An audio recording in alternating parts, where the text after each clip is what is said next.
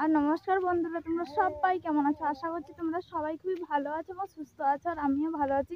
আর এখন গেছিলাম আমার জেঠু বাড়ির দিকে ঘুরতে। আমার জেঠু মানে আমার জ্যাঠা শ্বশুর বাড়ি দিয়ে গেছিলাম একটু ঘুরতে। আছে ঘুরে এখন বাড়ি যাচ্ছে। তোমাদের দাদা দোকানে গেছে, বাড়িতে নেই।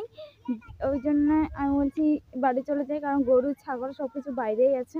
ওই জন্য বলছি না, বাড়ি চলে যাই, কারণ ফাঁকা বাড়ি তো। আমি বাড়ি চলে যাচ্ছি। তোমাদের দাদা দোকানে গেছে, তো কতক্ষণে আসে? রাত হওয়ার আগেই চলে আসবে। আর আমার শ্বশুর শাশুড়ি পুজো হচ্ছে আমার মামা বাড়িতে। তো মামা বাড়িতে না, মাসি শাশুড়ি বাড়িতে, সেইখানে গেছে। আর কবে আসে কে জানে।